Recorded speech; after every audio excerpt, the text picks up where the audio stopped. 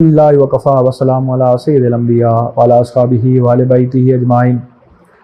آج ہم حضرت عثمان رضی اللہ تعالیٰ عنہ جو تیسرے خلیفہ راشد تھے ان کا انتخاب کس طرح ہوا آج ہم یہاں پہ بیان کریں گے، اور واقعہ شورا کو بیان کریں گے کہ حضرت عمر نے جو شورا بنائی تھی وہ کیا تھی اور اس کی حقیقت کیا تھی۔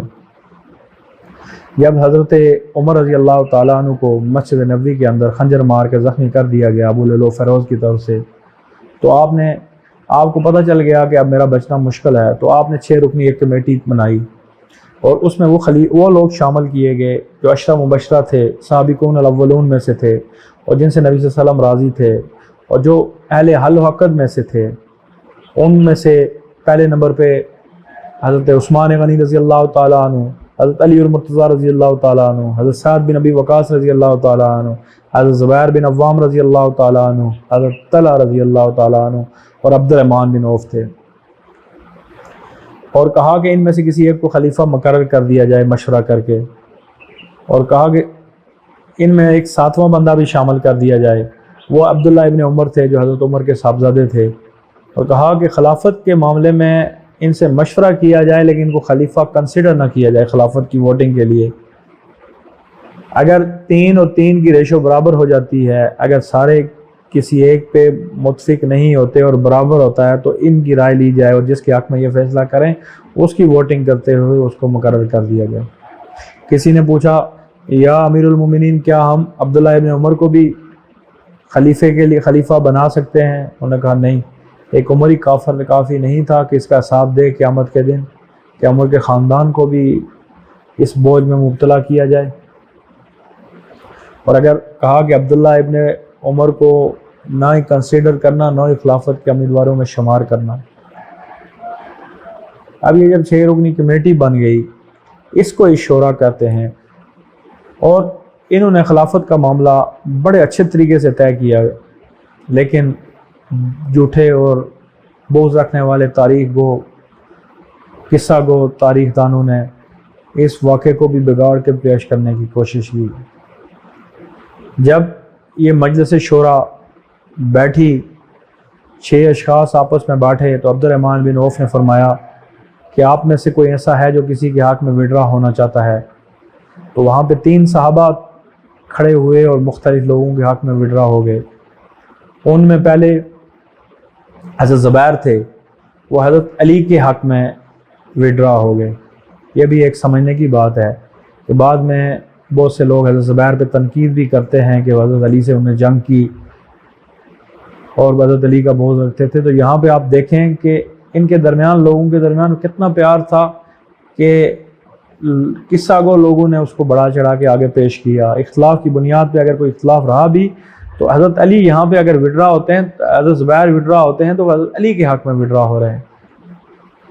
پھر حضرت طلحہ وہ حضرت عثمان کے حق میں وڈرا ہو جاتے ہیں۔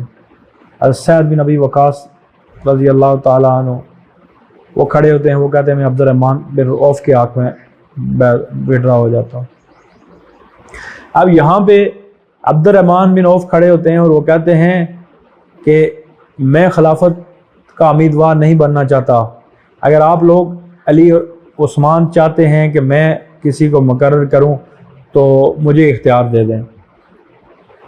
اب 2 کینڈیڈیٹ رہ جاتے ہیں، حضرت علی اور حضرت عثمان رضی اللہ تعالیٰ عنہ۔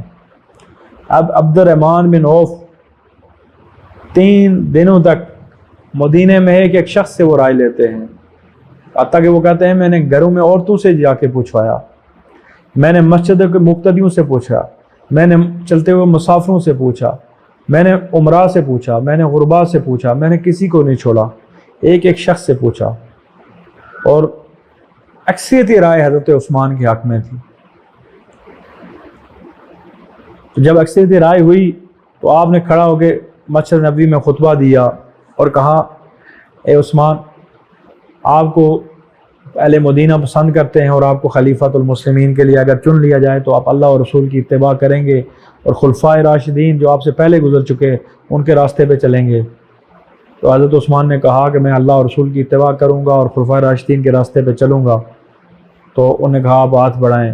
سب سے پہلے عبد الرحمن بن عوف نے بیعت کی، اور اس کے بعد اس کے بعد تمام شورا نے بیعت کی اور اس میں حضرت علی المرتضیٰ بھی تھے۔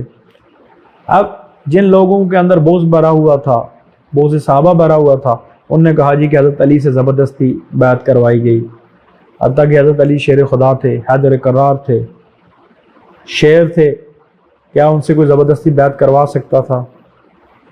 ناممکن بات ہے۔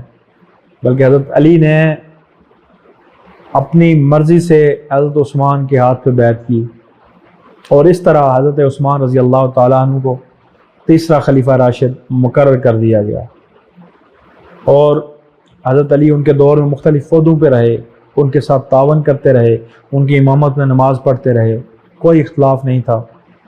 اگر کوئی اختلاف کسی وجہ پہ، رائے کی بنیاد پہ تھا بھی تو وہ بھائیوں والا اختلاف تھا۔